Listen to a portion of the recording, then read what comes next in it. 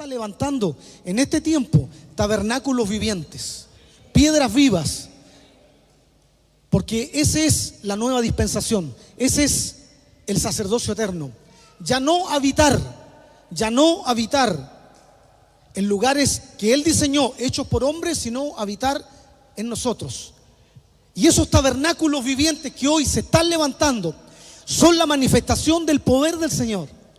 Es la gloria del Señor mostrada a través de lo sobrenatural, donde se establece su gobierno en nuestra vida, para poder a través de eso cumplir su voluntad perfecta en nosotros y en la tierra.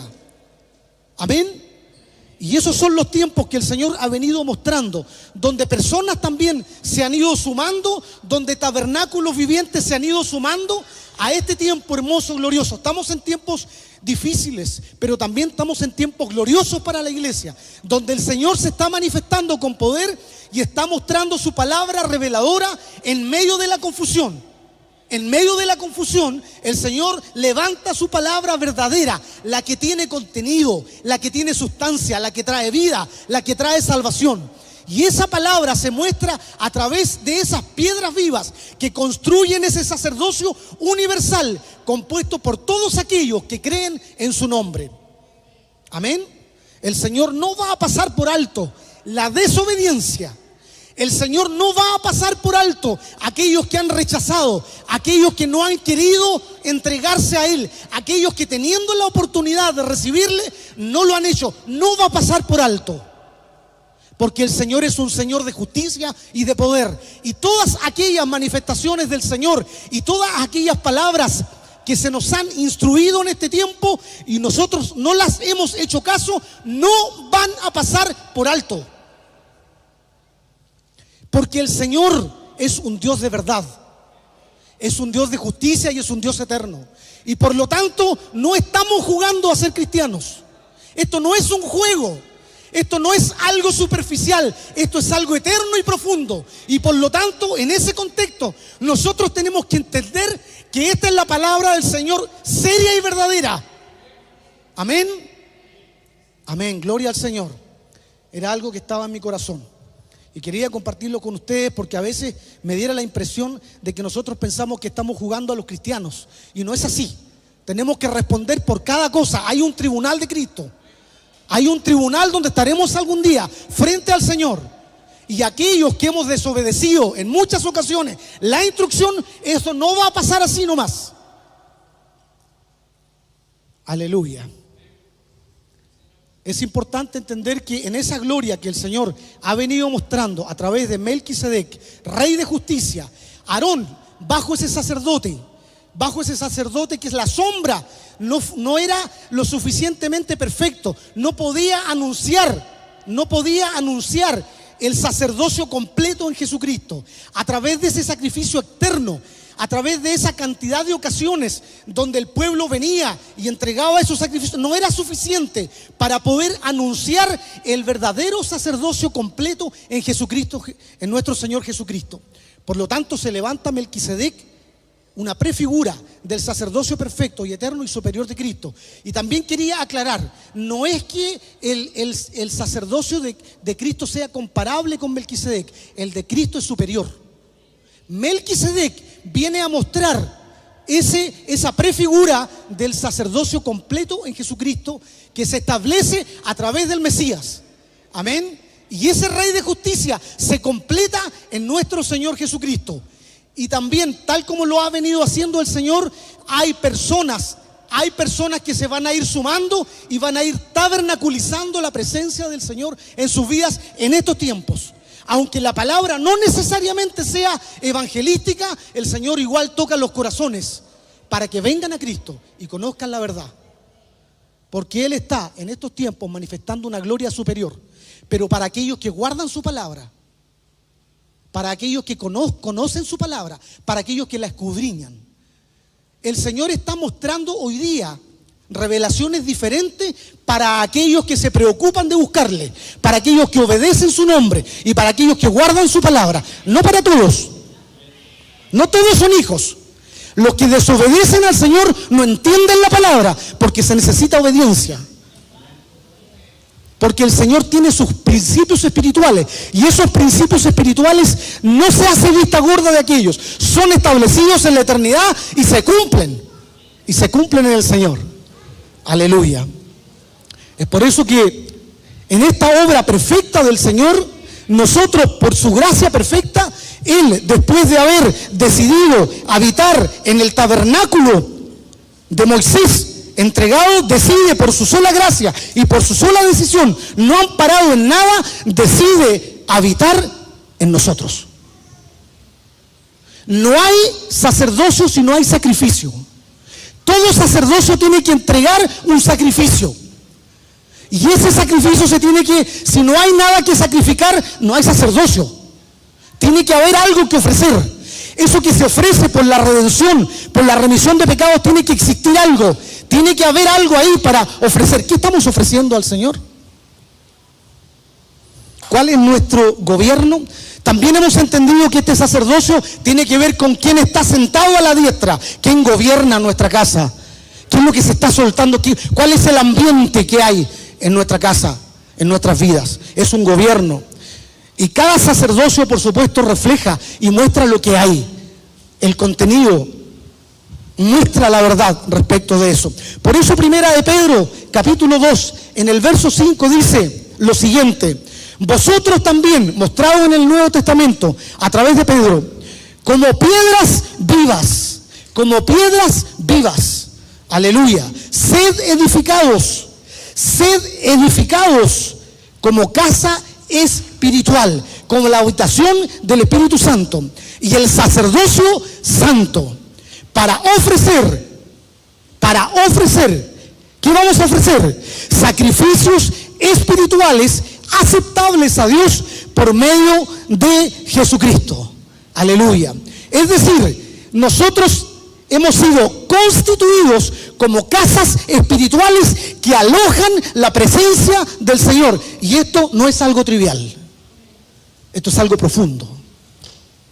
Hemos sido constituidos a través de la obra gloriosa del Señor y milagrosa en tabernáculos vivientes donde mora el Espíritu Santo para poder tener esa presencia y esa intimidad con el Espíritu que nos lleva y nos conduce a Cristo, al Padre Celestial. Esta palabra habla del naos, de esta casa espiritual, el santuario interior, aquella representada en Moisés, donde estaba el lugar santo, donde estaba el lugar santísimo, donde habitaba la presencia del Señor, donde bajaba esa nube de gloria y se establecía, y no podía entrar cualquiera. Había un orden, había un establecimiento de algo en esa dispensación, en ese momento, en ese tiempo.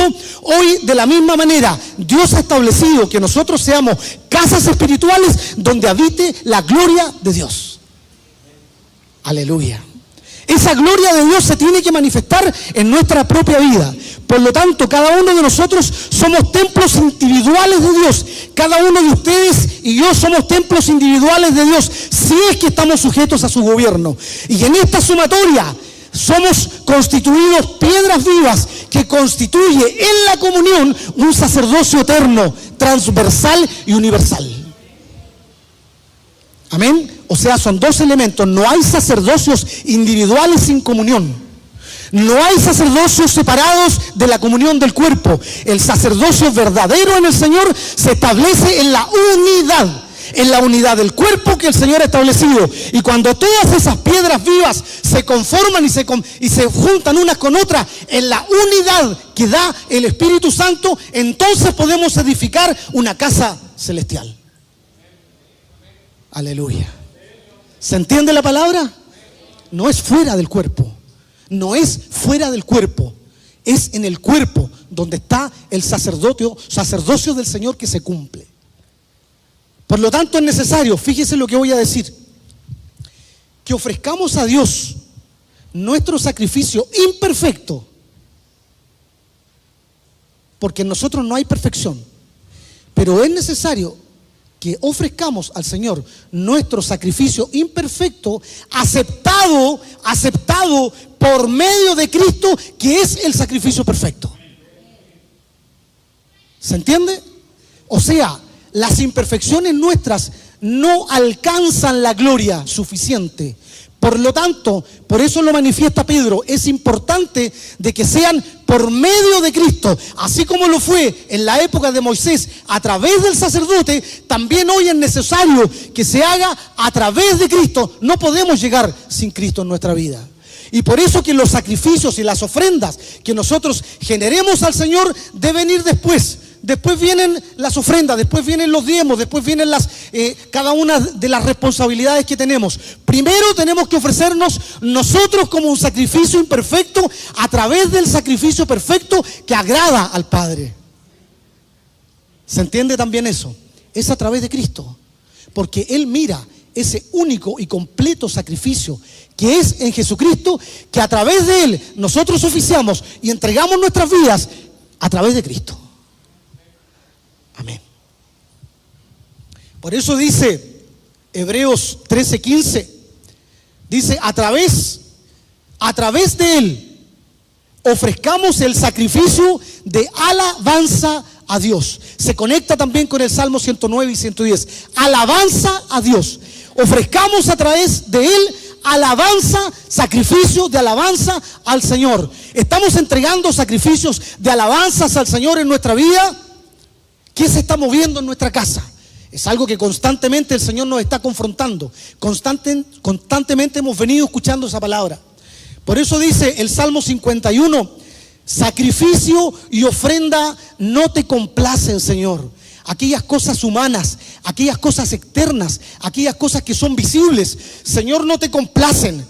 Bien, y aquí se me viene a la memoria todas aquellas situaciones que a veces uno ve, donde muchos de nosotros o en el mundo existe esta confusión de querer entregar algo humano, algo que agrade al Señor de nosotros, que no existe. El Señor no está mirando aquello. ¿Qué es lo que el Señor quiere? Según lo que establece su palabra. Pero los sacrificios de Dios son un espíritu quebrantado. Amén. ¿Qué es lo que le agrada al Señor? Un espíritu quebrantado. No despreciará un espíritu quebrantado y un corazón contrito, un corazón en inclinación. El Señor no va a despreciar la humillación. En el clamor se ve la humillación, en el clamor se ve la inclinación. En ese corazón humillado, en ese corazón contrito que se entrega al Señor, de ese corazón el Señor se agrada. No de esas obras falsas que se levantaban muchas veces y que se dirigían hacia el cielo, pero que no tenían un corazón contrito, que no había un cambio en el corazón. Es por eso que el Señor quiere y ha establecido su tabernáculo en nuestra vida, porque está dentro de nosotros y conoce nuestro corazón. Amén. Esa es la verdad, esa es la palabra reveladora del Señor. Un tabernáculo viviente que se ofrezca al Señor con un espíritu quebrantado. No como aquello que se movía en el pueblo en algún momento que se ha venido tratando, donde cada cual hacía lo que bien le parecía. Sino que por el contrario, un corazón obediente, un corazón que se sujeta, un corazón que abre un espacio dentro de su vida para que el gobierno de nosotros, de nuestras intenciones, sea cedido de manera voluntaria a la gloria del Espíritu Santo que nos lleva por Cristo al Padre Celestial.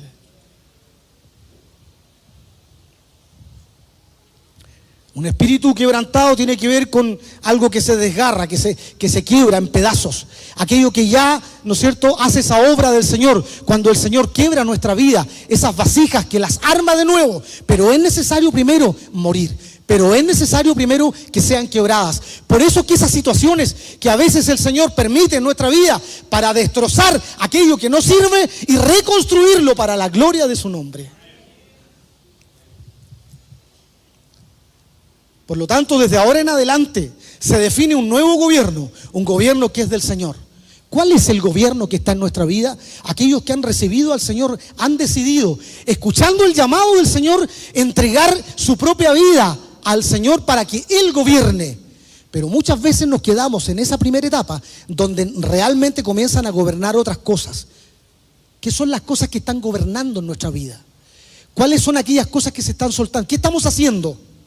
Por eso es importante entender de que el gobierno ahora se está refiriendo a este nuevo orden sacerdotal, donde todos los sacrificios son espirituales. Amén. Todos los sacrificios son espirituales, donde el Señor mira el corazón.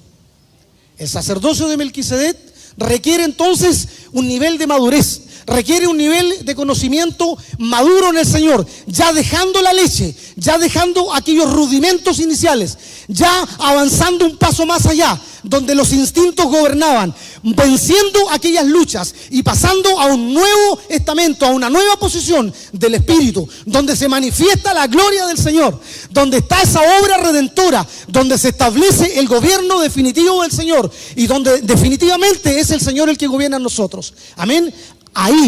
Ahí tenemos que dejar aquellas cosas que hemos tenido por tanto tiempo. Escuchemos, por eso decía al principio, esto no es un juego, no podemos seguir años en lo mismo, no podemos seguir repetitivamente teniendo esos ciclos en nuestra vida. Tenemos que salir de ese loop, de esa cadena que nos tiene ahí. Tenemos que avanzar a un estamento superior donde la gloria del Señor se manifiesta, porque este sacerdocio, según el orden de Melquisedec, es en lo espiritual. Requiere de hombres y mujeres maduras en el Señor, que se entreguen al Señor de todo corazón, con toda su alma, con toda su fuerza. Por eso el Salmo dice: un corazón quebrantado, oh Señor, un corazón contrito, no despreciarás tú, oh Señor. Es necesario que nos humillemos, hermanos. Es necesario. Ahora hay una convocatoria de campamento, ahora hay una convocatoria para la iglesia. Tenemos que estar todos ahí.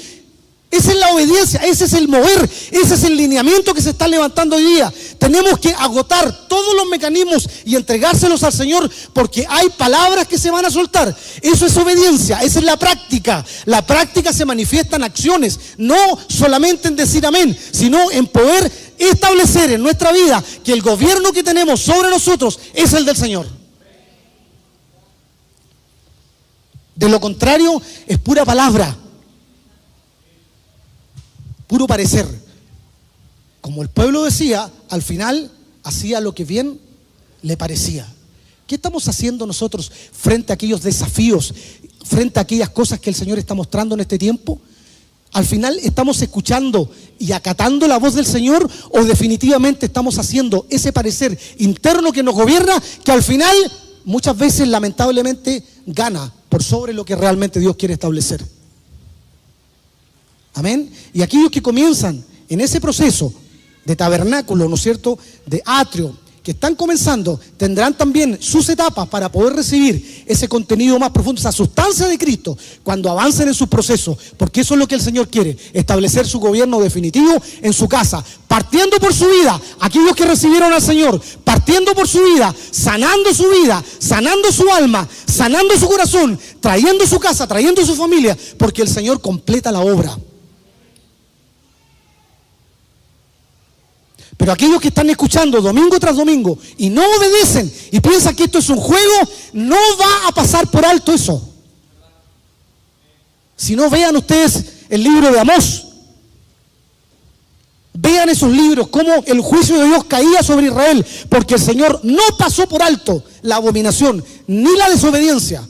A veces estamos predicando y pensamos, no, si el Señor, sí, el Señor es bueno, es amor, pero también es justo y tiene un juicio perfecto. Alguien debe de pagar.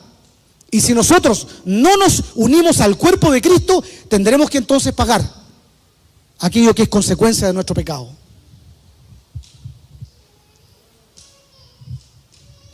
Pablo, de la misma manera, es un ejemplo claro de dejar un sacerdocio incompleto, donde él pensaba que estaba haciendo lo correcto, en algo humano, en algo de la tierra, persiguiendo a los cristianos, pero posteriormente a ello, recuerden ustedes, se encontró con Jesucristo, camino a Damasco y cambió a ese sacerdocio eterno, donde se doblegó aquellas cosas que él tenía en su corazón y fueron subyugadas a Cristo, luego convirtiéndose en uno de los apóstoles más importantes, que por gracia y misericordia decía: yo he sido llamado, yo soy el último de todos, yo soy el último, el que quedó al final para entregar una palabra, porque él tuvo un encuentro con el Señor. Es necesario que tengamos un encuentro profundo donde sean quebradas nuestras estructuras. Es necesario que tengamos un encuentro profundo con el Señor, donde aquellas cosas que aún están dentro de nuestras vidas no han sido erradicadas de nuestro ser. Es necesario que nosotros tengamos un encuentro para que el gobierno del Señor se establezca en nuestras vidas. Es necesario que, como el apóstol Pablo, podamos vivir ese proceso que tuvo que vivir el apóstol, para llegar a reflejar la gloria de Cristo manifestándose en nuestra vida y en nuestra casa. Y eso se manifiesta con actos, con acciones.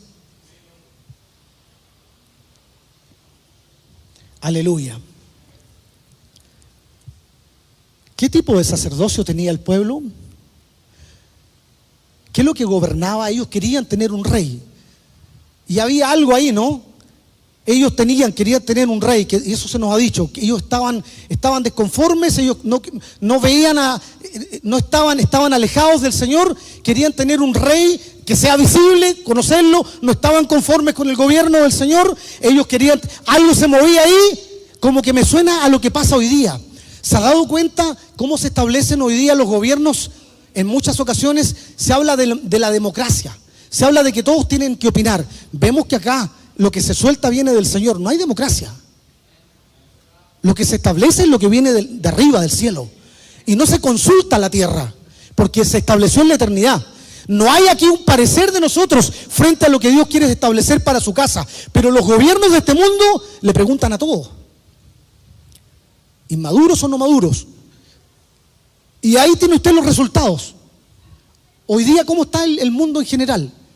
Estamos divididos, están ocurriendo un montón de cosas que vienen pasando no ahora, vienen pasando por muchos años, porque se demuestra que el gobierno humano es imperfecto, es incapaz y no tiene las cualidades para poder gobernar de acuerdo a lo que el Señor quiere en nuestra vida. Pero cuando le entregamos un gobierno al Señor, el Señor comienza a sanar, comienza a restaurar, comienza a tratar con nosotros, nos lleva a los procesos. Pero este pueblo estaba en esa situación, viviendo como ellos querían, proclamando de acuerdo a lo que ellos pensaban.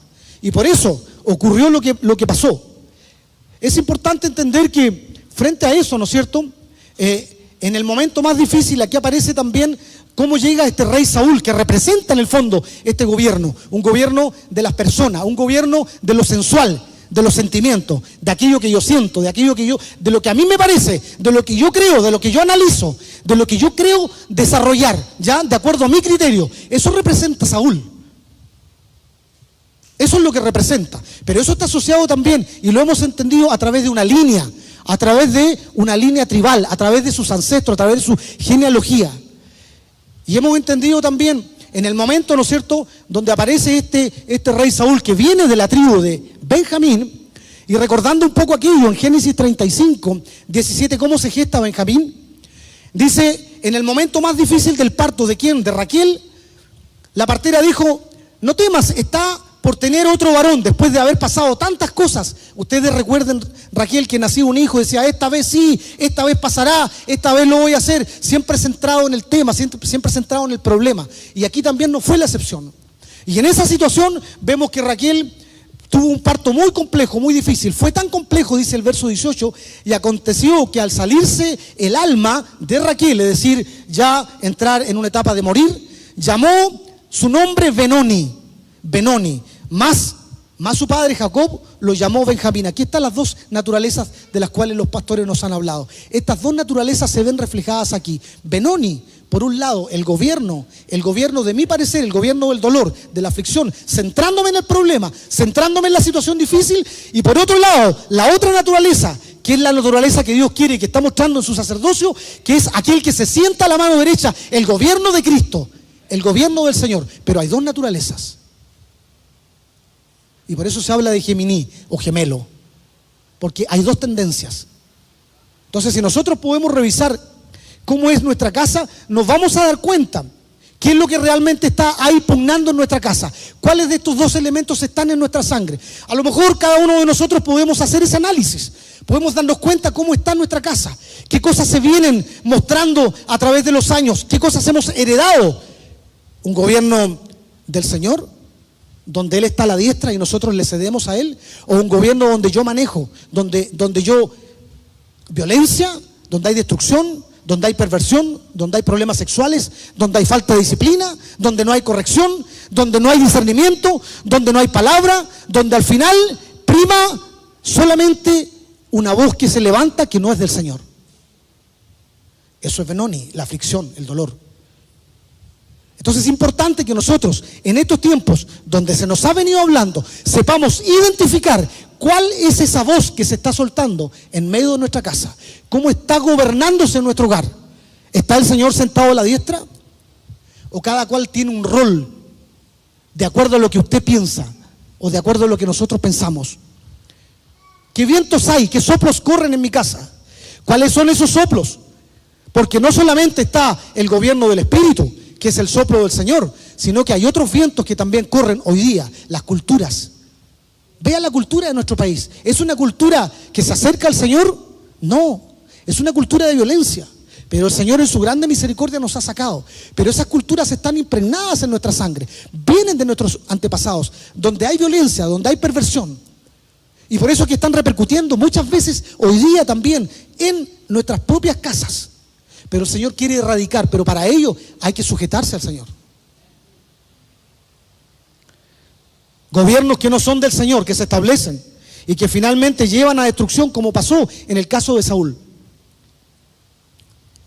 Es importante entender que en esos tiempos, ¿no es cierto?, cuando se estaba apagando la lámpara del Señor, se estaba apagando la luz, se estaba apagando la palabra, había ausencia de palabra. Cuando hay ausencia de palabra, aparecen otras voces. Cuando nosotros no buscamos al Señor y escudriñamos su palabra, comienzan a aparecer otras, no queda en silencio. Porque muchas voces hoy se levantan en el mundo. Muchas voces hay hoy día. Usted donde vaya va a escuchar muchas voces, pero es necesario distinguir a través de la obra del Espíritu Santo, afinar, como se escuchaba hoy día en la oración, esa frecuencia especial, esa frecuencia eterna del Señor, que nuestros oídos, ese chamá que se escuche, que esté sintonizado a lo que el Señor esté soltando, y esa sea la palabra que se establezca. Es importante también, sin ninguna duda, de que el padre y la madre establezcan un gobierno en el hogar del Señor. La paternidad de cada uno de los que estamos acá requiere ser sujeta a un fundamento sólido, a un fundamento estable que es el Señor, lleno del Espíritu Santo, lleno de la gracia del Señor. Hoy día se requiere que los padres de este lugar, de estas casas, sean hombres llenos de la presencia del Espíritu Santo para establecer un gobierno estable frente al Señor. Una paternidad razonable, que es la que el Señor quiere establecer en medio de su casa. Y se requiere también una maternidad que traiga un ambiente de paz, que traiga un ambiente en donde gobierne el Señor, donde haya un mover del Señor. Esa es la maternidad que se requiere. Y a esa tenemos que llegar a través de la obra del Señor en nuestra vida, a través de la obediencia. Y cuando ocurre eso, entonces estamos completando aquel sacerdocio que es eterno del Señor. Vemos también narrados en la palabra muchos hechos que mostraron el final de este gobierno de Saúl, de este reinado de Saúl, que muestra esos soplos que habían en su casa donde finalmente había ganado Benoni, la amargura, la aflicción, el poner nuestra vista en el problema. Y se narra en el libro de Samuel, en el libro de Jueces, se narra, ¿no es cierto?, cómo Samuel unge a Saúl, hijo de Cis. Recuerden ustedes que se nos aclaró también cómo operó la maldad en las genealogías, llegando a constituirse Cis en un hombre entrampado, en un hombre que está sujeto, que está amarrado, que está en un lazo. Porque la obra, la perversión también se va, entre comillas, involucionando, alejándonos del Señor a grados tan tremendos que llegamos a estar entrampados donde no podemos salir porque estamos siendo gobernados por las fuerzas de maldad. Y este hombre, Cis, da a luz, ¿a quién? A Saúl, que significa aquel pedido, aquel demandado, aquel que tiene algo en su contra. ¿Recuerdan ustedes? La semana pasada nos hablaban de que es el que está sujeto a un juicio, tiene una demanda judicial, o sea, ya hay una, diríamos, autoridad legal, hay una legalidad de la oscuridad por sobre él. Pero esto no es solamente por casualidad, sino que esta es una obra que se va produciendo en la oscuridad, generación tras generación, como se nos habló y se nos explicó durante estos últimos 2 o 3 domingos, donde hemos entendido la importancia y el impacto que tiene en nosotros el poder entender de que lo que nosotros hacemos hoy sí repercute a nuestras generaciones, sí tiene que ver qué es lo que va a pasar con nuestra sangre, sí es importante lo que hacemos hoy, no es irrelevante, y lo que hoy día estamos viviendo también no ha sido obra de la casualidad. Hay también una obra que viene detrás. Pero el Señor quiere llevar todas aquellas obras de maldad, sujetarlas a Él para cambiar esa línea genealógica y llevarla a Cristo Jesús.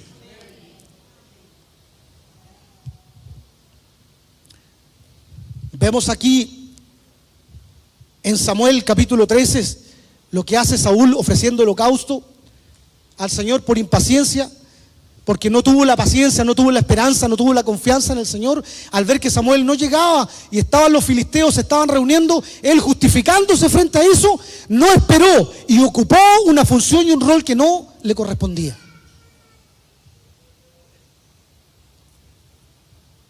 Por eso es importante también conocer las estrategias y las funciones dentro del cuerpo. El Señor nos ha dado una instrucción específica también e individual, y nosotros tenemos que sujetarnos a aquella instrucción específica y a ese rol que el Señor, no tomar otras atribuciones que no son las que el Señor ha establecido. Porque en nuestra naturaleza siempre está la tendencia, en muchos casos, el querer tomar ciertas funciones que el Señor no nos ha dado. Hay situaciones, ¿no es cierto?, donde somos aconsejados y la instrucción es específica y clara, y nosotros tenemos que sujetarnos a esa instrucción que viene del Señor, no a otras cosas, no buscar en otras áreas, no ir a escuchar otras cosas. Eso lo digo porque muchas veces nosotros, sin tener esa madurez del Señor, sin tener ese discernimiento del Espíritu, de repente escuchamos cualquier cosa, en el YouTube, en el Facebook, en las redes sociales, predicaciones de este tipo, predicaciones de otro tipo. Tengamos cuidado con lo que estamos escuchando. Tenemos la madurez de entender, lo sujetamos al Señor, estamos realmente escuchando lo que el Señor quiere. Tengamos cuidado con esas cosas, porque también escuchamos las predicaciones. Yo no digo que esté malo, pero también tenemos que entender que el Señor nos ha traído a esta casa donde se suelta una palabra, y esa es la palabra a la que lo tenemos que sujetar. No hay otra. ¿Se entiende? Esa es la palabra del Señor. El Señor nos llamó a esta casa siendo su iglesia universal, pero estamos acá, nos sujetamos a esto, a lo que nos están hablando, y hoy se requiere que todos aquellos que se están sujetando al Señor, que tienen una vida madura en el Señor, un discipulado, asistan al campamento. Eso es lo que se está soltando hoy día, y esa es la instrucción. Punto final, no hay otra instrucción. Eso es lo que hoy día se requiere de todos nosotros, y eso es lo que tenemos que hacer. Ahora, si nosotros queremos hacer lo que bien nos parezca, bueno, después tenemos que andar pidiéndonos ciertas situaciones, pasando por una serie de situaciones difíciles, porque nosotros mismos tomamos decisiones equivocadas. Pero el Señor quiere hoy día, como lo viene haciendo, levantar nuevos tabernáculos. Este año es un año de suma. Este año, dice el Señor, es un año donde se agregan tabernáculos vivientes a esta casa. Este año es un año donde el Señor suma personas, suma hombres y mujeres que van a entregarse al Señor. Pero nosotros tenemos que estar preparados para poder también estar con ellos y acompañarlos en este caminar. No podemos seguir en las mismas cosas porque se acabó ese plazo. ¿Se entiende? Aquellos que están todavía enredados en sus propias ideas tienen que salir de esas cosas. Tienen que confrontar sus situaciones ante el Señor para poder estar a la medida y a la altura de lo que se viene este año para nosotros. Sumar personas que van a venir como tabernáculos vivientes a sumarse al cuerpo de Cristo.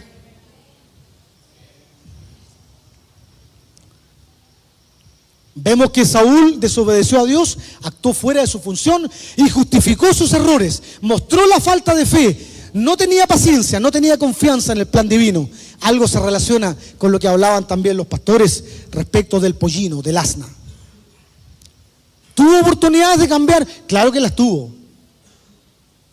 ¿Tuvo oportunidades de arrepentirse? Claro que los tuvo, tal como tuvo el caso de Caín, que también se justificó, el mismo principio. Pero finalmente gobernó Benoni, gobernó la amargura, recordándonos también aquel hecho particular donde él estaba siendo atormentado por esos espíritus que se levantaron y que aún en ese tormento él pedía que David, recuerdan ustedes, iba y tocaba el arpa, pero no salían de él. ¿Por qué? Porque no estaba en sujeción al Señor. Según la sangre, vimos que también Saúl tenía un proceso judicial en contra, una demanda de destrucción, y finalmente fue así. ¿Qué cambios hemos escogido nosotros frente a la instrucción de Dios? ¿Cuáles son esas decisiones que estamos tomando hoy día que hacen que cambiemos profundamente en nuestra vida? ¿Estamos entrando en ese sacerdocio de Melquisedec que trae un cambio de estación, que trae un cambio, un proceso diferente? Cuando ingresamos a este tabernáculo del Señor y pasamos por las distintas etapas, etapa de atrio, etapa del lugar santo, para luego finalmente tomar cabeza en Cristo. ¿En quién estamos tomando cabeza nosotros? ¿Estamos tomando cabeza en Cristo? Porque necesariamente al entrar a un tabernáculo tenemos que vivir un proceso, tenemos que pasar por aquellas etapas que nos van a llevar finalmente a tomar cabeza en Jesucristo. Pero muchas veces estamos tomando cabeza en nosotros mismos, en nuestras culturas y en lo que se está soltando en el mundo. Si nosotros entramos en Cristo, entramos en este tabernáculo viviente, entramos en aquello que no es del Señor, bueno, tendremos el proceso de Saúl, un proceso catastrófico que fue involucionando en el tiempo y que finalmente terminó en una destrucción de su reinado. Como hemos dicho en otras ocasiones, el sacerdocio finalmente es el que define el gobierno. El sacerdocio es el que finalmente decide el gobierno que se mueve. Por eso es que vemos acá que hay un cambio de gobierno entre Saúl y David, donde David pasó a ser un hombre que operó en esa transición, que pasó de una estación a otra, que estando en un lugar de pastoreo, de atrio, fue capaz de poder entender lo que el Señor estaba mostrando y transicionar al lugar santo para poder establecer ese nuevo sacerdocio según la orden de Melquisedec. Oh Dios de mi alabanza, no calles. Salmo, no calles, Señor. Tú eres la voz que yo quiero escuchar. Hay muchas voces que se sueltan, pero Señor, no calles. No calles porque yo quiero escuchar tu voz. Quiero escucharla. ¿Cómo la escuchamos? Buscándole. Aquellos que no buscan al Señor jamás van a escuchar su voz, porque para escuchar su voz es necesario que le busquemos. No calles y muestra lo tuyo, Señor, en mi vida, porque hay muchos que se levantan y me están hablando y me están diciendo, ¿qué voces están hablando hoy día a tu vida? ¿A quiénes estás escuchando? ¿A quiénes hoy día estamos escuchando en nuestra situación de problema? ¿Por qué no avanzamos en nuestros problemas? Porque no estamos escuchando. No estamos escuchando lo que dice acá el salmista. No calles, Señor, quiero escuchar tu voz. Pero nosotros estamos escuchando otras voces. Y por eso no salimos de las situaciones que nos encontramos.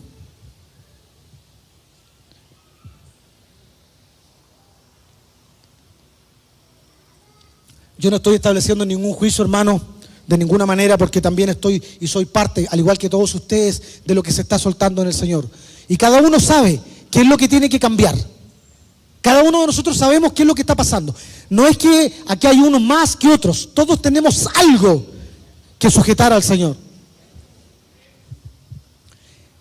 Sin el soplo del Espíritu y sin la alabanza surge corrupción. Poco a poco se va corrompiendo. Porque sabemos que en el atrio se producen las luchas contra la carne, pero en el lugar santo tenemos luchas espirituales contra espíritus inmundos también.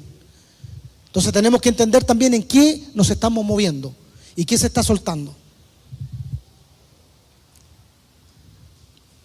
Qué lección más linda vemos en Samuel cuando unge a David, mostrándonos el Señor un tremendo ejemplo de cómo Él opera, cómo Él se mueve en medio de nosotros. Recuerden ustedes ese hecho que también se ha narrado en otras ocasiones y que a mí me parece fantástico y que me llena también de enseñanza, de cómo Él opera de una manera tan distinta a lo que opera el ser humano, ¿no? Hoy día, por ejemplo, sin ir más lejos, cómo opera la industria, no sé, qué es lo que yo estoy metido.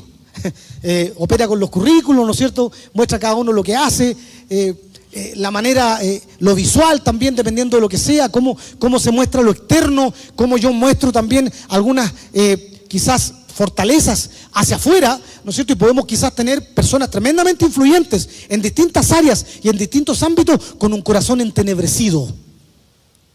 Pero exteriormente muestran una imagen que no es realmente la imagen del corazón.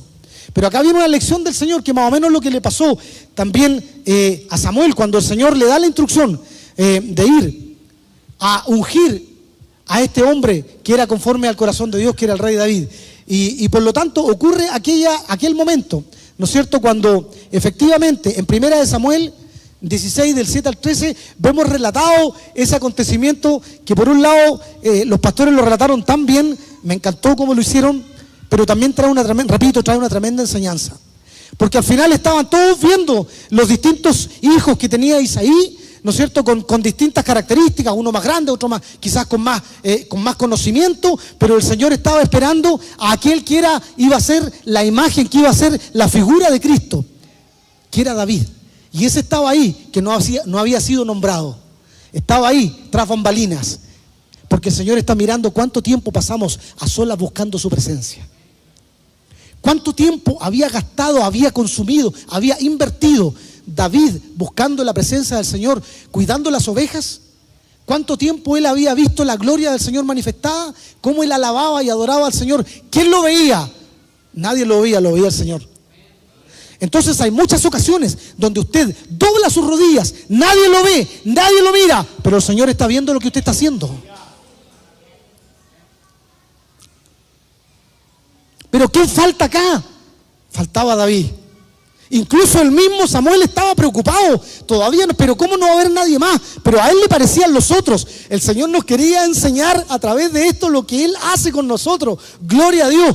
Por eso que no necesariamente para nada tienen que ver los talentos en las cosas humanos, sino más bien la obra manifestada de Cristo en el corazón de las personas.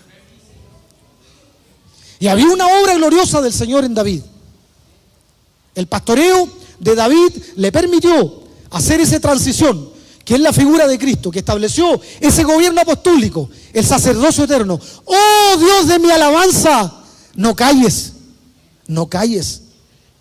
La predicación de David, a diferencia de Saúl, lo hice porque me asusté, porque no tuve paciencia, porque no me sujeté. Pero David establece un nuevo sacerdocio. ¡Oh Dios de mi alabanza! Un hombre que alaba, un hombre que glorifica en medio de la situación, en medio del conflicto, en medio del problema. Él alaba al Señor porque quiere escuchar su voz. Eso es lo que hoy día está pidiendo el Señor de parte nuestra. No cesar de alabar, no cesemos de alabar en medio de la dificultad, no cesemos de glorificar al Señor. No veamos el problema de Benoni, la aflicción, veamos lo que el Señor quiere en nuestra vida. Eso es la alabanza bajo toda circunstancia, bajo toda situación. La alabanza se levanta. No calles, Señor, porque ahí yo quiero escucharte, cuando la alabanza es permanente. El Salmo 110, que también fue relatado la semana pasada, habla de un cambio de sacerdocio que aparece con el rey David, porque él sí era conforme al corazón de Dios. Y el Salmo 110 comienza relatándose de la siguiente forma, usted ya lo conoce. Yahweh dice a mi Adón: siéntate a mi mano derecha, y yo haré de tus enemigos por estrado de tus pies. Jehová enviará desde Sión la vara de tu poder, domina en medio de tus enemigos, y tu pueblo se te ofrecerá voluntariamente en el día de tu poder. Cuando escuchamos esta palabra la semana pasada, nos estremecimos de cómo se conecta y es transversal su obra en el Antiguo Testamento y en el Nuevo Testamento. Cómo la palabra del Señor se conecta desde Génesis, pasando por todos, llegando al establecimiento en el Nuevo Testamento a través de la obra del Señor. Me quedé impresionado cómo el Señor nos abre los ojos respecto de este salmo, que tiene una relación directa con el sacerdocio que se establece a través del reinado de David. Este Adón significa el señorío. ¿El señorío de quién? El señorío de Cristo en mi vida. El señorío de Cristo en mi vida. Aquellos que recibieron al Señor la semana pasada han decidido que el señorío de Cristo esté en sus vidas. Esa es la decisión que tomó también David. Espero que todos los presentes aquí hayan tomado esa decisión, el señorío de Cristo en sus vidas. Porque cuando se establece ese señorío de Cristo, que tiene que ver con este Adón, es el que va adelante, es al que nos sujetamos. Por eso David dice que era el gobierno de Cristo en su vida. Siéntate a mi diestra. El siéntate a mi diestra tiene que ver con colocar al Señor en el gobierno de nuestra vida. Gloria a Dios. ¿Quiere usted sujetarse al Señor en este día?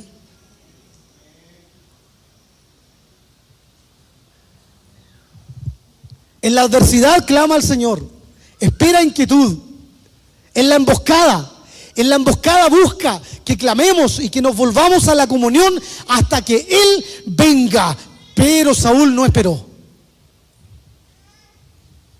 A veces en aquellas situaciones conflictivas, hermanos y hermanas, nosotros no tenemos la paciencia suficiente. Y muchas veces queremos que los problemas sean resueltos a la manera nuestra. Ojalá que al otro día con una oración ya se nos pasó, se solucionó el problema. Estoy tanto tiempo en esto, es porque el Señor quiere que vivamos ciertos procesos. Algunos más, otros menos, pero procesos del Señor. Cuidado con estirarlos también. pero también hay procesos a los que nos tenemos que sujetar. Muchas veces es importante porque el Señor quiere producir en nosotros esa paciencia. Porque este mundo hoy día no tiene paciencia. Todas las cosas son instantáneas. Todas las cosas ocurren ya. Yo quiero tenerlo ya, ahora, en este momento. Y claramente la cultura en el mundo en general es justamente de la rapidez, de la velocidad, de la falta de paciencia, de la falta de entrega. Y eso ocurre a nivel de todas las cosas. Hoy día lo vemos en las nuevas generaciones, en las antiguas, en el mundo en general. Las cosas ocurren ya.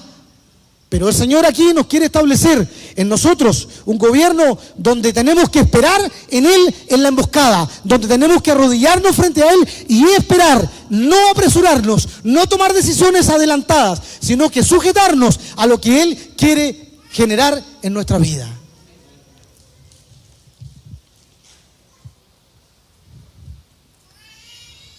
Esta emboscada busca, ¿no es cierto?, que clamemos y que volvamos a la comunión hasta que Él venga. La decisión es siempre la comunión. La decisión es siempre la comunión. No existe una instrucción y no va a existir, yo creo, de aquí, de este púlpito, de esta iglesia, donde se le instruya a alguien que se aleje en su casa y que tenga días para pensarlo. No existe esa instrucción. Esas son instrucciones equivocadas y erróneas, donde usted busca un tiempo para reflexionar. La reflexión se hace en la comunión. ¿Se entiende? No se hace afuera, no se hace fuera. No, que estoy pasando unos tiempos complicados y estamos reflexionando nosotros en nuestra casa durante un tiempo. Eso no es la instrucción de Dios. Toda la instrucción de Dios siempre se hace en el diseño de la comunión, de las piedras vivas, sobre las cuales se edifica la palabra. Gloria a Dios. No hay otro mecanismo. Aquellos que toman decisiones de alejarse están tomando Benoni, la aflicción y el dolor, porque poco a poco se irán alejando y irán terminando en destrucción sus vidas, y muchas veces por misericordia llegarán acá, quizás destruidos, y aún así el Señor tenga misericordia de aquellos que han escuchado la voz del Señor pero no han querido obedecer. Por eso que el Señor en esta palabra establece su vara, esa que nos envía Dios, esa que establece su poder y su autoridad, como lo fue la vara de Moisés, que es figura de Cristo. Esa vara que tenía la autoridad y que Moisés tenía, que era la figura de lo que Dios quería establecer y lo que Dios quiere enseñarnos a nosotros. La vara del poder y de la autoridad de Cristo. Esa vara que nos conecta con el árbol de la vida. Ese árbol de la vida que es la presencia del Señor, que es el poder creacional del Señor. Ese poder creacional y sobrenatural que viene a transformar nuestra vida. Aquellas situaciones que son imposibles en lo humano, que no tienen tratamiento terrenal, las viene a transformar el Señor a través de esta conexión con el árbol de la vida. Aleluya. Esa es la vara del Señor. Esa vara que permite dominar y quebrar esas voluntades ajenas a Él, esas voluntades que no son de Él. Viene la vara del Señor para quebrarlas, para cambiarlas, para transformarlas, de manera que ya aquellas voces que se levantan en contra sean quebrantadas en la única autoridad. Como pasó con la serpiente, cayó y se comió a las otras, así quebranta también la vara del Señor esas voluntades que no son de Él. Aleluya. Esa vara trae a nosotros su dabar, su palabra, no otra palabra. Esa es la que domina. Esa es la vara de Judá, la que traía también a través de David, que venía de esa tribu, mostrando que luego, como figura de Cristo, vendría el Mesías de esa misma tribu, aunque sabemos que en realidad el Señor no tiene genealogía, porque es eterno, es y será.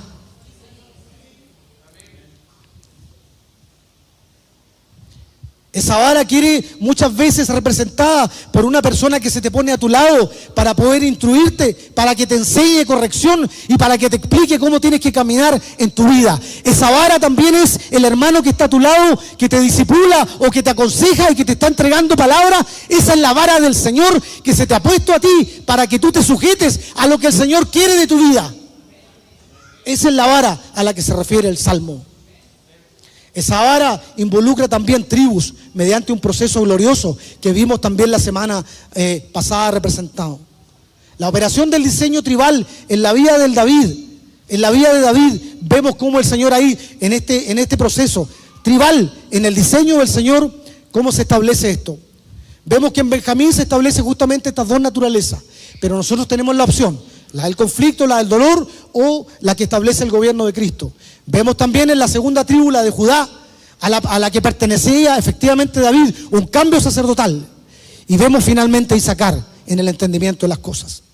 Por eso dije al principio que me pareció muy glorioso y muy importante, y yo diría sorprendente, cómo desde Génesis hasta el final, hasta el Nuevo Testamento, está conectada la palabra del Señor. En el Génesis 49:8 dice Judá, que se conecta con el Salmo 110, Judá, te alabarán tus hermanos, tu mano en la cerviz de tus enemigos, los hijos de tu padre se inclinarán a ti, cachorro de león, Judá, de la presa subiste, hijo mío, se encorvó, se echó como león, así como león viejo. ¿Quién lo despertará?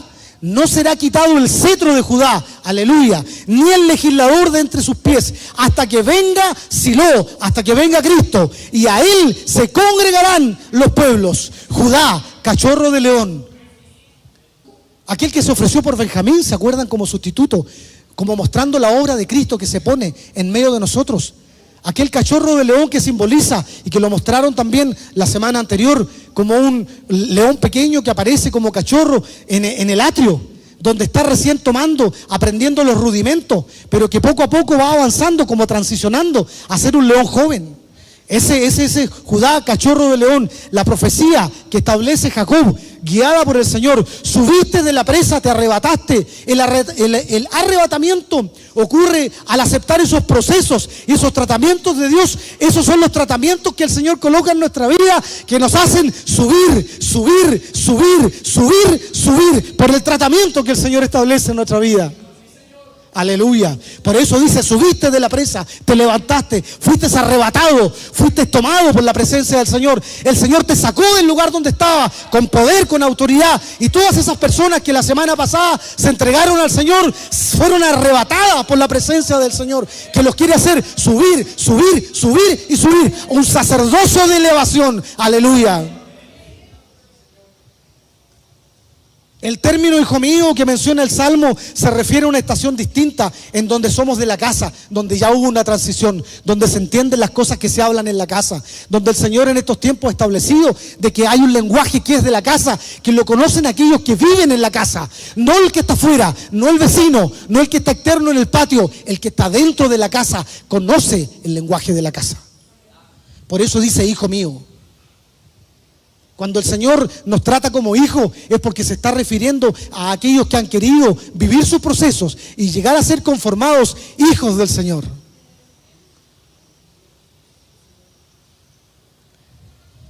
El término hijo mío indica eso. Se encorvó, se echó. ¿Qué significa echarse? Significa inclinar la violencia, hacer lo opuesto a lo que pasa, a lo que hay en el ambiente del mundo. Doblarnos ante Él. Luchar pero con las armas del Señor para que las violencias del mundo no vengan sobre nosotros. Se encorvó, se echó, confió en el Señor. El cetro no será quitado. El cetro no será quitado, es un gobierno que se establece y no se va. Está presente porque ese cetro viene a generar en nosotros un grabado en nuestra mente para que nuestros pensamientos que son de Dios se establezcan en nuestra vida frente a las situaciones que vivo. Por lo tanto, en ese sentido, cuando tengamos situaciones difíciles, nuestra mirada va a ser con la mirada de Cristo, no con la mirada nuestra. Es la mirada de Cristo la que se establece en nosotros frente a la dificultad.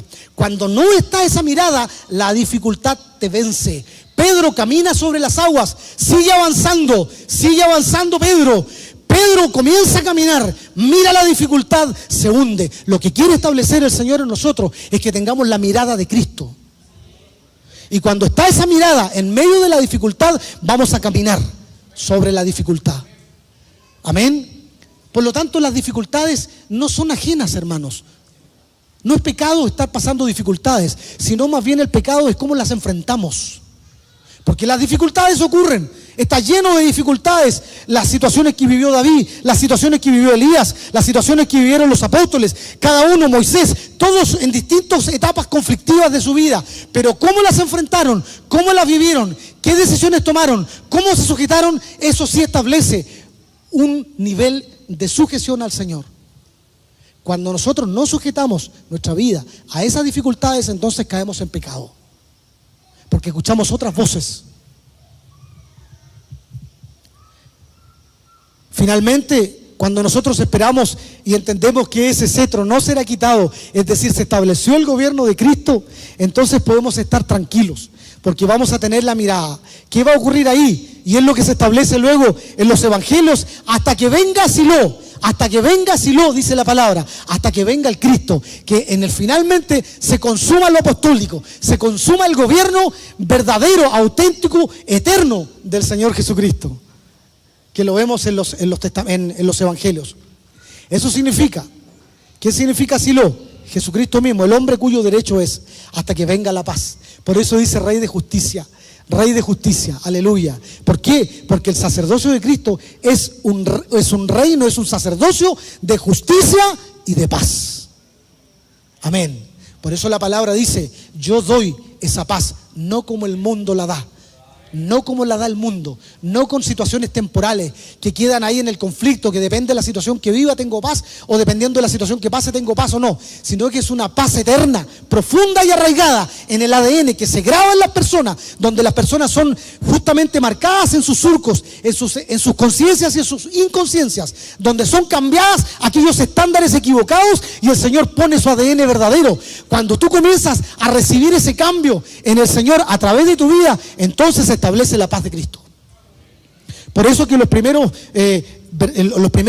hombres del Señor, los que partieron en la iglesia, estaban llenos de alegría, sometidos en las cárceles. Estaban pasando por situaciones difíciles, estaban siendo castigados y golpeados, pero ellos tenían paz, porque era la paz del Señor. La paz del Señor no se va con las circunstancias. La paz del Señor no se aleja de nosotros por una situación difícil. La paz del Señor permanece aún en la cárcel, como ellos lo mostraron a través de las Escrituras. En el libro de los Hechos, repetidas veces, el Señor se manifestaba en presencia y en verdad en la vida de aquellos que confiaban en el Señor. ¿Cómo estamos confiando nosotros hoy día? ¿Estamos llorando? ¿Estamos mirando la angustia? ¿Estamos mirando el tormento, la situación? ¿O nos estamos uniendo en oración, buscando juntos la presencia del Señor? Porque ese es el sacerdocio que el Señor quiere establecer, un sacerdocio de paz. En medio del problema se levanta la vara del poder y soy grabado. Eso es lo que hemos entendido. Y somos enseñados en este caminar, en ese proceder. Por eso dice, enviará la vara de tu poder que domina en medio de tu enemigo. Y luego dice, tu pueblo se te ofrecerá voluntariamente en esta acción la hermosura de tu santidad. Gloria al Señor. Génesis 49:11 dice, atado la vid su pollino, a la vid su pollino y la cepa el hijo de su asna. ¿Qué representa la vid? ¿Qué representa la vid? La vid representa la comunión de los santos. Y por lo tanto es necesario que a través de esta palabra que se soltó en Génesis 49, la comunión de los santos, debemos unirnos a esa comunión, debemos atarnos a esa comunión, que es el cuerpo del Señor, en donde vencemos. Tiene que ver la cepa. Se habló de que eran múltiples semillas, más bien lo quiero profundizar. En realidad se refiere a lo más selecto del vino. A lo más selecto, a lo más puro del vino. Y me atrevo a decir que esto se refiere a la sangre superior de Cristo, esa sangre perfecta que tiene una cepa celestial. La sangre de Cristo representa esta cepa, esa sangre superior que trae comunión y que nos imprime a nosotros la paciencia y la docilidad representados en el asna, lo que nos permite vencer espíritus inmundos y nos lleva a sacar a un entendimiento de los tiempos. El proceso tribal del diseño del Señor. Esa sangre superior que es capaz de poder poner en nosotros un entendimiento y un ADN diferente. Por eso es una cepa, porque la cepa representa lo más preciado, lo más rico, lo más profundo, lo mejor. Esa es la sangre de Cristo. Aleluya. Esa sangre, y a través de este proceso podemos vencer el principado que opera en la tierra y la potestad que opera en el aire.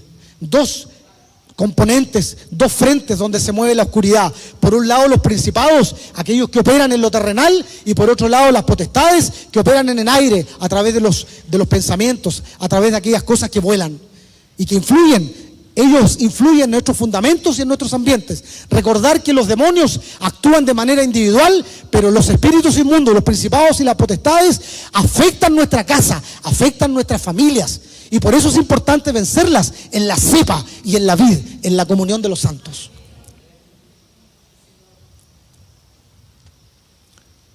Vemos cómo Cristo avanza en este cumplimiento en Lucas 19. Vemos que después de hacer esto, dice la palabra, Yahshua siguió su camino y para subir a Jerusalén. Y envía dos, dice el 29, cuando se acercó a Beit Payei y a Beit Anai, por el Monte de los Olivos, aunque usted puede tener otra versión, ahí habla también de otros nombres que son los mismos. Envió a dos de sus talmidín, envió a dos de sus discípulos. Envió a dos que representan, ¿no es cierto?, la obra profética y la obra apostólica del Señor. Y aquí viene lo glorioso. En Mateo 21:2, y yo no lo había comprendido plenamente. Y ahí me estaba sujetando ahí a los pastores que estaban ocupados allá, pero igual me respondían. Igual me respondían. Si usted se fija, quizá una cosa que no es, que también es importante entender, pero yo tenía ahí un poco una confusión, porque algunos evangelios hablan del pollino, pero los pastores también hablaban del asna. Entonces eran dos animales o dos figuras acá importantísimas. Pero si usted lee, ¿no es cierto?, en Lucas, o si usted lee, ¿no es cierto?, el libro de Marco o el libro de Mateo, no es tan claro respecto de eso. Pero en el libro de Mateo 21:2 dice lo siguiente, diciéndoles el Señor: ir a la aldea que está enfrente de vosotros, a sus discípulos, y luego dice: hallaréis una asna atada y un pollino con ella. Aquí aparecen claramente estos dos elementos que nos van a mostrar dos verdades también importantes. Por un lado, una asna atada y un pollino con ella. Dice: desatadla y traédmelos. Lucas 19:30 hace referencia al mismo episodio, ¿no es cierto?, y no menciona, digamos, con esta diferenciación, o da lugar a estos dos que están acá. Por eso dice: ir a la aldea de enfrente, dice Lucas, y al entrar en ella hallaréis un pollino atado, en el cual ningún hombre ha montado jamás. Aquí entrega otro aspecto, en realidad, el Evangelio de Lucas, porque dice, en este nunca nadie ha montado jamás, mostrando, ¿no es cierto?, la importancia del gobierno del Señor en esto. Bien, desatadlo y traerlo, habla de una transición. Y Zacarías también lo conecta con lo mismo que es la profecía. Zacarías capítulo 9 dice: alégrate mucho, hija de Sión, da voces de júbilo, hija de Jerusalén. He aquí, tu rey vendrá a ti, justo y salvador, humilde y cabalgando sobre un asno, sobre un pollino, hijo de asna. Entonces acá, en realidad, si utilizamos los tres evangelios y sumamos a Zacarías, nos damos cuenta que en realidad muchas veces ustedes deben recordar lo que hemos sido del sur alguna vez, que hemos visto el campo cuando ¿no es cierto?, el potrillo ya va creciendo, siempre está al lado de la mamá, ¿no? Siempre está acompañándola. Y esta figura un poco también representaba eso, que el asna y el pollino es un asna joven, es un asno joven. Y seguramente estaba, ¿no es cierto?, la mamá del pollino, y por eso habla de estos dos. Pero estos dos también tienen una importancia y un significado glorioso. Una asna atada, ¿no es cierto?, que debe ser desatada por ¿quiénes? ¿Cuál es la instrucción? El Señor dice: la vas a encontrar esta. ¿Y qué tienes que hacer? Tienes que desatarla. El hecho de desatarla habla justamente de la obra del Señor representada a través de lo apostólico y lo profético. Por eso son dos. Eso yo creo que es importante volverlo a recalcar hoy día. Habla de dos, habla de ese proceso glorioso del Señor en lo apostólico y en lo profético. Y por lo tanto permite la transición hacia el gobierno y hacia la visión de Cristo reflejada a través del pollino. Porque a través del pollino está la visión del Señor. Este proceso o esta transición tiene que ver de pasar de un estado de atadura, de estar atada, a un proceso de desatarla. Lucas 19:31 dice: si alguien les pregunta por qué la desatan, díganle: el Adón lo necesita. El Adón lo necesita. El Adón referenciado también en Salmo, cuando dice que él le dijo a su Adón, el mismo Adón, ese Adón que habla de gobierno. Aleluya. Dice: díganle al Adón, díganle que el Adón lo necesita. Y los que habían sido enviados, dice, fueron y encontraron tal como él les había dicho. Y cuando desataban el pollino, vino otro Adón. ¿Por qué desatáis el pollino? Esto hace referencia, terminando en el 34, cuando dice, porque el Adón lo necesita. Cuando se levanta el gobierno del Señor para ser desatado sobre la visión del pollino, van a levantarse otros Adón, que son otros gobiernos que están actuando en nosotros, en nuestra vida. Esta enseñanza es la que se nos estaba planteando la semana pasada. Cuando se refiere a eso, cuando se refiere a aquellos que se levantan, no, si esto siempre ha sido así, esto siempre se ha hecho de esta manera, ¿por qué haces eso? Esto no corresponde. Se levantan esas voces, esos gobiernos que no son de Cristo. Y ahí viene el poder y la autoridad del Señor cuando le dice, el Adón me lo ha pedido, el Cristo me lo ha pedido. Esa es la voluntad de Él. ¿Qué pasa con esos otros gobiernos? Se acallan. Se acallan. Pero no se impide que se levanten, porque aparece la consulta. Es decir, si lo llevamos a nuestra vida de una manera práctica, estamos entendiendo de que cuando nosotros comenzamos a tener ese gobierno del Señor, comienzan a manifestarse las luchas de otros gobiernos que se han venido pasando de generación a nuestra casa. Esos se van a levantar, pero se levanta el Adón, el verdadero, el Cristo, el verdadero Redentor, que tiene superioridad, que tiene poder sobre todos los demás señoríos, que es el de Cristo Jesús. Y luego el verso 35 dice, le trajeron a Jesús, y habiendo echado su manto sobre el pollino, subieron a Jesús encima. Relatado también la semana pasada. Y su paso tendían sus mantos. Acá vemos el manto profético sobre la visión. Aleluya. Esos mantos que se extendieron sobre el pollino, que es la visión, representan lo profético. A diferencia de que Israel no se unió, no se ató a esto, no se conectó con la vid, no se conectó con la cepa. Acá vemos que los discípulos subieron a Jesús, elevaron, fueron, vinieron, lo pusieron sobre el pollino, colocaron sus mantos proféticos, se rindieron ante Él, se consumaron lo profético, lo apostólico en Cristo, quien sube, que tiene la visión y va sobre el pollino. Aleluya, el gobierno del Señor estableciéndose acá, el cambio de sacerdocio, la consumación de su gloria. Apóstoles y profetas ponen a Jesús gobernando sobre la visión, y esa visión se expandió. Esa visión comenzó a iluminar a las personas, comenzó a iluminar a la gente, y los discípulos lo alabaron. Oh Dios de mi alabanza, oh Dios de mi alabanza, no calles. Se conecta con el salmo, la gente comenzó a alabar, los discípulos comenzaron a alabar, y él sentado en el pollino comenzó a avanzar, a iluminar, a mostrar su gloria, y todos se comenzaron a conectar con el propósito. Hermano, cuidado cuando no sueltas al pollino en tu vida, cuando no sueltas la visión. Cuando se está soltando una palabra, es importante decir amén desde el punto de vista de que lo hago, porque si no lo hago, se levantarán otros amenes que son diferentes. Y quiero dejar planteado algo que seguramente la próxima semana, para ir terminando, Primera de Samuel 9, verso 3. Voy a dejar planteado esto que se va a continuar la próxima semana.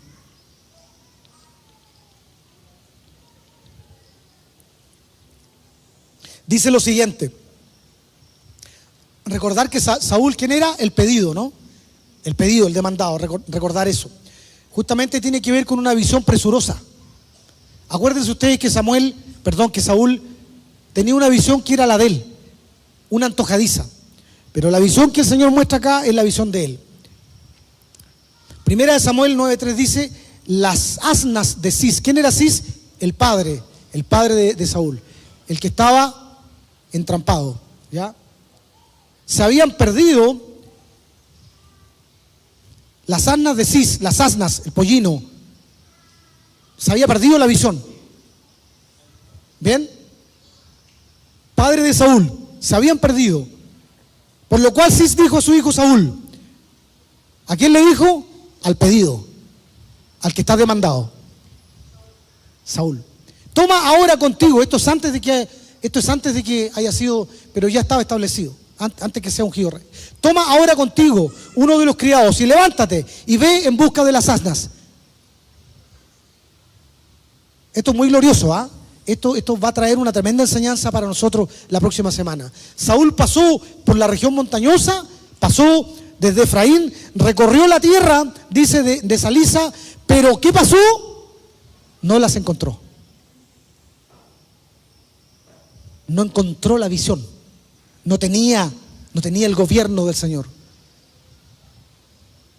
No estaba la paciencia, no estaba la confianza, no estaba la visión. Y Saúl pasó por la región montañosa y no las halló. Luego pasaron por la tierra de Salim, pero tampoco estaban allí. Y después atravesaron la tierra de los benjamitas, pero tampoco las encontraron.